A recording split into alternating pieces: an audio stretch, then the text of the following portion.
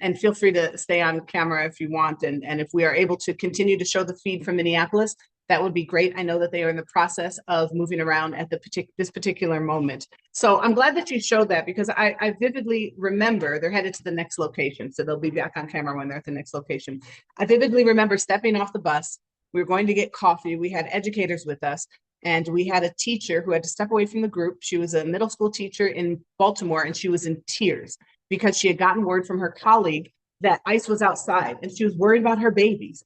And by her babies, I don't mean the ones that she birthed, I mean the ones in her classroom, because what we have with these teachers, and I'm an educator, so are you, Dr. Williams, they become your children. And she was in tears. And I was so angry. And this was 1 month after Trump's inauguration. And we were just starting to see these bandits of ICE hit the streets. And so when I made those comments at the end of that about my hope was that people would take a cue from the past and come together and join arms and snatch people back from these agents of terror. My hope has become a reality. And I am so happy to see people coming from across difference to be able to engage in this work. And so I have been talking about this for the past year, what this comparison is, what the comparison is not. At the Institute for Common Power, we ground our analysis, we ground our action in history. Dr. Williams, thank you for the work that you are doing in bringing the past into the present. Thank you for setting up my lecture and then following me, Dr. Sandoval. So that will take us in for about the next hour or so, is this history, this learning. We cannot understand our present, not fully, without understanding our past. That's the work that we do, and we use it to inspire. So throughout my short lecture here, you will find inspiration. You will find things that are horrific as well, but you will find inspiration. We will end with inspiration. And I want to say what this is and what this is not, because as I'm talking about this historical parallel with slave catchers, and that is a phrase that was used, slave catchers and ICE, I am not comparing a system of immigration to a system of slavery. That's not what I'm doing. But what I am doing, where I do think there is a comparison, is comparing agents of terror. Agents of terror from slave catchers and ICE agents, both who are state or federally sanctioned to engage in violence, both, and this is a very important part of this, who are patrolling racial boundaries in an effort to uphold white supremacy, because that is what it is. What we see in the talking points from the right is a denial of this. Kristi Noem actually had what I would call the nerve to get on TV, standing in front of a lectern that bears the words that were used by the KKK, mind you. If you haven't seen this, you should do research and look this up. Standing there at the lectern and saying falsely that her ICE agents are not engaged in racial profiling. We know that is false. Anybody who continues to believe that is true is given to their own ignorance or to a form of cognitive dissonance that I'm not going to say we're going to push aside. What I'm going to say is it's our responsibility to continue to expose the truth, because we can. We have the power to change people's hearts and minds. And so that historical parallel exists. And we are living right now in a moment that reveals the legacies of slavery. Those slave catchers and what is happening today, there are parallels born from the cruelties and horrors of a system of enslavement, from the punishments, the horrific, dehumanizing punishments sought to keep a people down, to the family separations. These are the cruelties of slavery. From the cruelties of slavery, we have legacies. We are existing in a moment of those legacies. Part of the legacy was Jim Crow, a regime that took us to come together across difference. Dr. Williams, you mentioned this when you were talking, a parallel to the modern civil rights movement, where we came together across difference to create change. That is part of the legacy. The legacy of slavery also exists in mass incarceration that starts with convict leasing and leads us to a form of mass incarceration we have today, where Black and brown people get harsher and longer sentences for nonviolent crimes than white people do for violent crimes, where Black people are 14 times in many districts more likely to be sentenced to death than their white counterparts. In fact, the legacies of slavery are all around us, from the stores that you may have gone to that were built on the backs of enslaved people that exist today. If you look at this list, from Aetna to Citibank to Bank of America and Wells Fargo, I guarantee you, or Tiffany and Company, that you have done business with at least one of these, from Wall Street, that was both built physically and financially by enslaved labor. to the industries that are around us today. The legacies of slavery exist today. So when people say, why do we talk about slavery? That's in the past. No, it is not. We do not have a present without a system of slavery, because that is what this nation's wealth was built on. And the kind of racialized policing that we see today, the kinds of ways that people seek to patrol the racial boundaries that exist around us today, also born from a legacy of slavery. This is an image from Minneapolis. This was just a few years ago. This is a gym inside of a building. And this young man, the Black man on the left, has an office in that building. And you can only use the gym if you have a business in that building. The white man didn't believe him because of his race, because of the ideas of Blackness and criminality that have haunted this country, particularly since the end of the Civil War. So he called the police on him. What is this? This is a patrolling of racial boundaries. The racial boundaries in his mind dictate that only white people could possibly afford to be in this building in Minneapolis, to have a building or to have a business and be there. This is a patrolling of racial boundaries. It is part of the legacies of slavery to enforce and uphold white supremacy. ICE upholds this legacy. On the top, we have an image of slave catchers. On the bottom, we have an image of ICE. They are both patrolling racialized boundaries. This is about racialized policing in this country. And in just a moment, I'm going to talk about the origins of that policing. This is patrolling racial boundaries and targeting very specifically, which is what we see today, Black and brown people. What this administration has done for us today is created a narrative that suggests that no white immigrant, number one, has ever failed to cross a T on their application or dot an I, that no white immigrant has ever committed any kind of infraction, as little as forgetting to renew your driver's license. This is a form of ethnic cleansing, and I will say it very loudly, that we are seeing right now. This is why people who have done absolutely nothing, contrary to this narrative coming from the administration that quote unquote only hardened criminals are being taken off the street. Absolutely not. The little boy with a bunny hat, is that a hardened criminal being taken off the street? We see what we see. As Dr. Domke said in the opening segment, do not allow people to tell you that you don't see with your own eyes a reality. ICE today, like slave catchers of the past, are racialized policing and enforcing and upholding white supremacy. I'm just chilling at my job in the Uber, and this lady just pulls over. And she's like, are you a U.S. citizen? In a parking lot at work. That's the officer lady. And they just shot somebody right now in Minnesota. Imagine that. Are we in Germany? Why are you guys doing this? You tell me, sir. Why are you guys going around just asking people like at work whether they're U.S. citizens or not? Are you guys not supposed to be patrolling the border? Do you want to answer the question or not? Why would I answer you? Where's your warrant? We're running a plate. Run your plates. You do whatever you want. You can record. Feel free. Yeah. That's kind of crazy though, right? Like you guys leave the border and go harass people based on their skin color? Ain't that a shame? Are you doing this to everybody or is it just black people? Come on now. I'm going to go to the other clip. That was an Uber driver in Minneapolis just sitting in his car and racially profiled. President's so-called border czar said that arresting non-criminals is, quote, our job. And Stephen Miller's quota for 3,000 arrests a day is driving ICE to indiscriminately arrest people at any cost.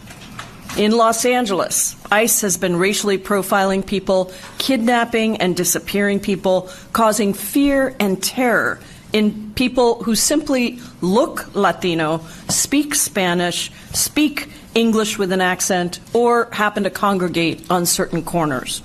In Chicago, we've seen President Trump use imagery of going to war with an American city over its immigration policies. In D.C., Los Angeles, and now in Memphis, we have seen the Trump administration call in the National Guard to aid and act as support for immigration enforcement. The racial profiling is evident. There continue to be those who will deny it. It is our job. And so when we talk about action, yes, at the last hour of this teaching, we are going to have very concrete action steps for you, but I'm giving you one right now. It is our job to ensure that when you know the truth, you disseminate that truth. Whether it be through posting videos like that on social media, having challenging conversations with our neighbors and others, people need to understand what this is right now and what it isn't so that we can fight it. And so the ways that slave catchers would snatch anyone off the street is an exact historical parallel to the ways that ICE is patrolling racial boundaries in an effort to uphold white supremacy. But there's another historical parallel, and I'm going to start to talk about very concretely in just a moment, because in my last minutes in this lecture, about the Fugitive Slave Act. I want you to be armed with that information, what it was and what it dictated. But I also want you to understand that the other historical parallel that exists for us today is us as abolitionists. Abolitionists fought slave catchers then. We are modern abolitionists today, and I want you to wear that idea, to wear that label very proudly.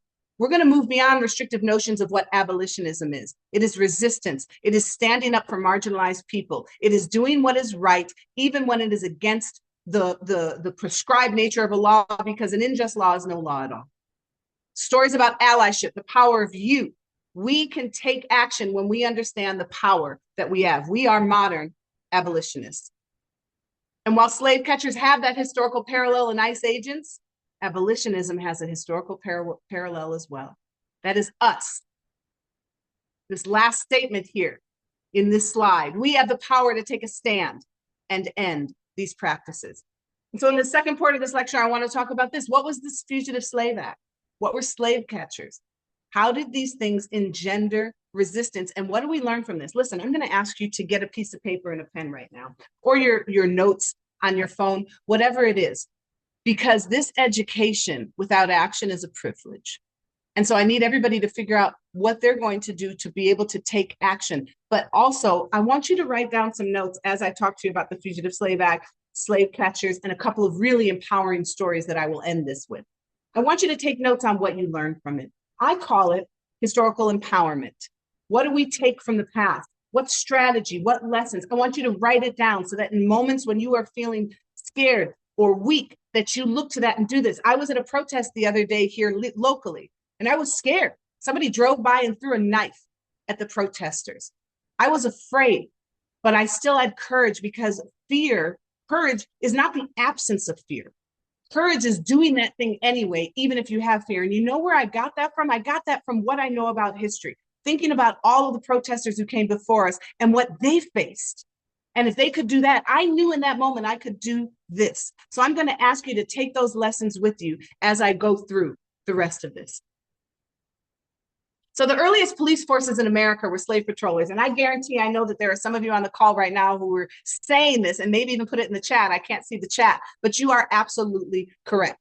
They were slave patrollers. They were engaged in making sure that people stayed on their plantations, that if they had a letter from a slave owner, an enslaver, that said that they could go and buy supplies or anything, they would check those letters. They would recapture any potential fugitive slaves. But they worked within the confines of a state. So they were not necessarily the same as slave catchers, even though they had very much similarities. Slave catchers could work across interstate lines, just like ICE can go into a community and then go to a different state. But slave patrols were the earliest police forces. Contrary to what some professors, and I won't name what school it is, but it's NYU, where they are still continuing to say, the particular professor, that slave patrollers were not earliest police forces. Yes, they in fact were. I saw you laughing, Dr. Williams. Call a spade a spade. The Fugitive Slave Act. That's what we're getting to now. In the US Constitution, slavery is mentioned 3 times, but it's not mentioned. The word slavery is not used. A handful of years ago, Republican senators, that the US Constitution was a perfect document. And so they went on Congress's floor and they charged themselves with reading every single word from the US Constitution. And they did. But you know what? They skipped 3 parts. Yep. The 3 parts that reference slavery. Not such a perfect document. We've had to have amendments to fix that. The first one is that there's an end of the African slave trade in 1808 that leads to the rise of the domestic slave trade. The second one is 3/5 clause, so that Southerners could have political representation, and 5 enslaved people who could not vote would count as 3 people for political representation. And the third was the first Fugitive Slave Act, which was passed in 1793, enshrined in the United States Constitution, and dictated that an act respecting fugitives from justice and persons escaping from the service of their masters. It was a crime to harbor fugitive slaves or interfere with their capture. But that law was made extraordinarily strong in 1850. 1850 becomes a watershed moment in the history of this country, born from something called the Compromise of 1850. At the heart of the compromise is California was entering the United States, and they were going to be a free state. And so Southerners said, we want a few things. And among those things was a stronger Fugitive Slave Act. And in that Fugitive Slave Act in 1850, it dictated the following: that a person who was accused of running away from slavery had no rights in court to go and say, no, I'm actually born free. I am not a runaway slave, or whatever it is they wanted to do in their defense. They could not take the stand in their own defense. Under the dictates of the Fugitive Slave Law from 1850, commissioners who are sitting to hear these cases from those who are saying, this is a person I own and I want them back, the person who brought them to the commissioner, so the slave catcher, if that person who is accused of being a runaway slave was put back into slavery, then the slave catcher would receive $10. But if the person was set free, they'd only receive $5. It was incentivized for the slave catchers to enslave people, whether they were born free or not. Those who assisted slaves could be tried and penalized. They could be charged $1,000 at the time and spend 6 months in jail if you tried to harbor a fugitive slave. And citizens were charged with capturing runaway slaves. It became everybody's responsibility, and officials were required to enforce the law. It was horrific. And the responses by the abolitionists were swift and varied. Why? Why? For the same reason today, because of the visibility of the violence. It was not uncommon for people walking down the street to see bands of slave catchers grab Black people, free or otherwise, accused of running away or citizens, and take them into slavery. The visibility of the violence caused abolitionists to rise and fight more than they had before the 1850 Act. People like Solomon Northup, who writes a book called 12 Years a Slave. Northup was born free. He was engaged in playing the violin when he was in Washington, D.C., when slave catchers kidnapped him, told him, your name is no longer Solomon, but Platt, and placed him in slavery. Solomon Northup was one of thousands of stories. It's much like citizens today being kidnapped and deported. He actually was reunited 12 years later with his family, but so many others who were captured and put into a horrific, violent system of slavery were never able to reunite with their loved ones. And so how did the abolitionists respond? They responded by pushing back against the slave catchers. They responded by putting out ads like this about the fugitive slave law that said, which disregards all the ordinary securities of personal liberty. It tramples on the Constitution. That's what they charged. They would post things all over cities like this on the left. Beware, caution, watch out, there are kidnappers and slave catchers all around us.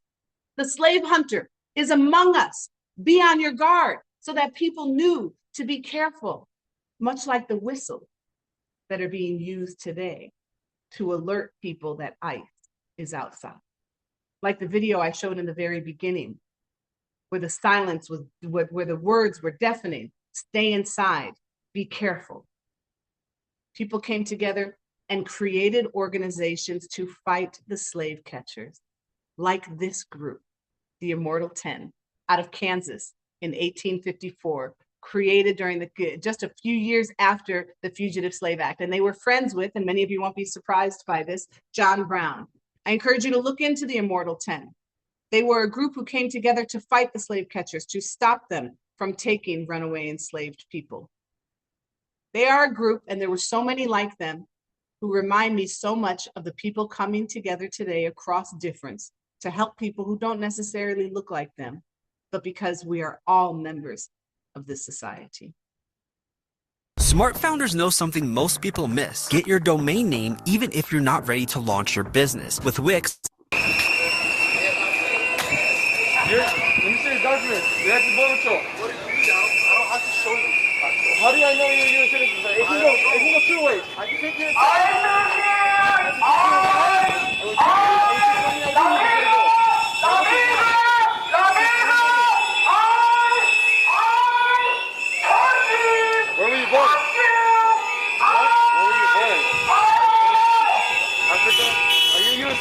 naturalized? U.S. You're naturalized? What year?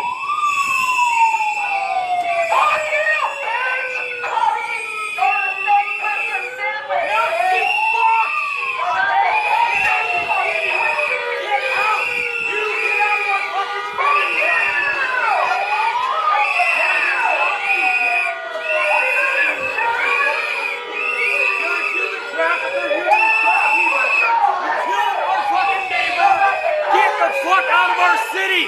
I'm not gonna get out of your city, number one. Yes, get the fuck out! I'm not a Nazi. Yes, you clearly. Oh, what does that say? Border Patrol. Yeah, you're a fucking Nazi. You work for the fucking orange fascists and cheap. Yeah. Get the fuck out of our.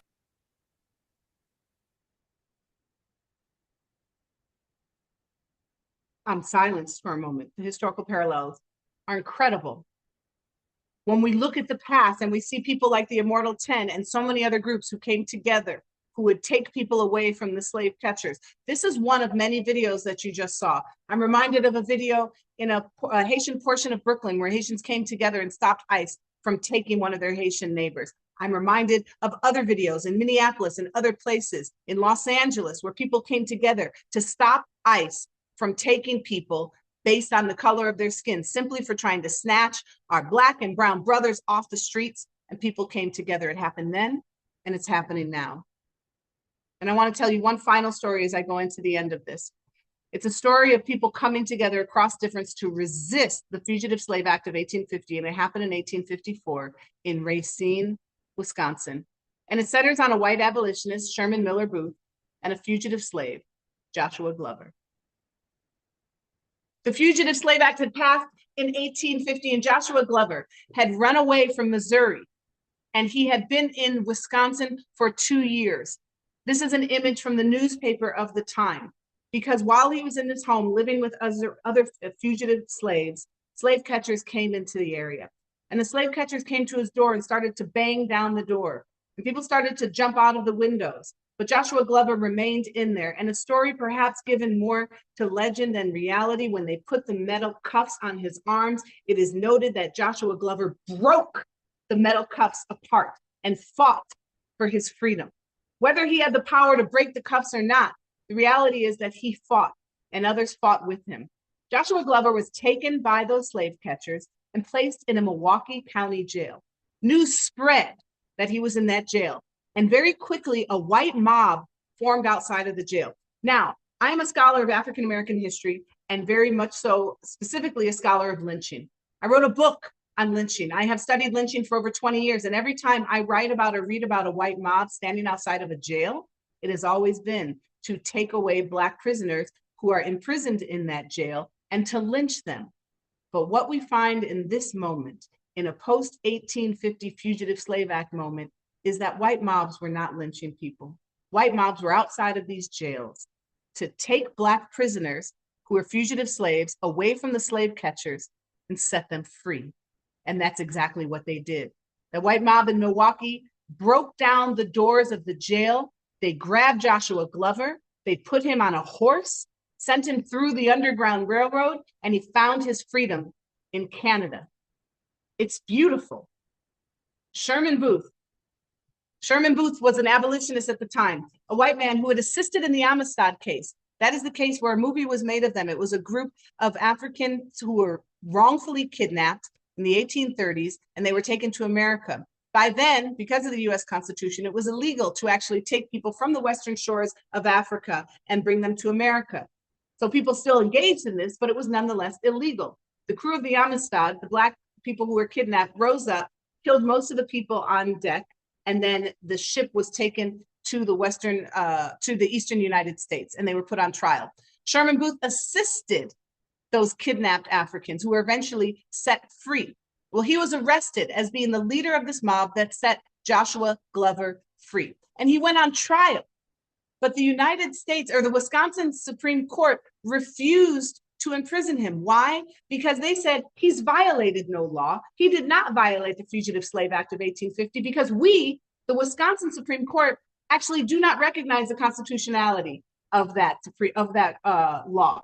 They said it doesn't exist. It's beautiful. It's this kind of form of jury nullification, but it's the Supreme Court saying we reject this national law. The case went to the United States Supreme Court. Sherman Booth was convicted, but he was pardoned by President Buchanan in 1861. And I want to leave you with this, because there is a historical parallel between the story of Joshua Glover and the people who came together and were brought before the courts and what is happening today. Calling you to say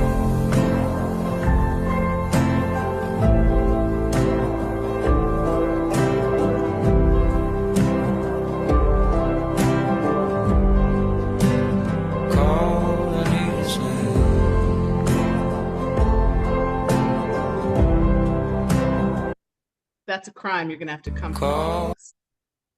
Good luck with that. When we win, we unite. We win when we fight for justice. And I will finally leave you with this, and then I'm going to go to my friend and colleague, Dr. Sandoval. James Baldwin said this, and I want you to take this with you. For this is your home, my friend. Do not be driven from it. Great people have done great things here, and we will again. And we can make America what America must become. Thank you.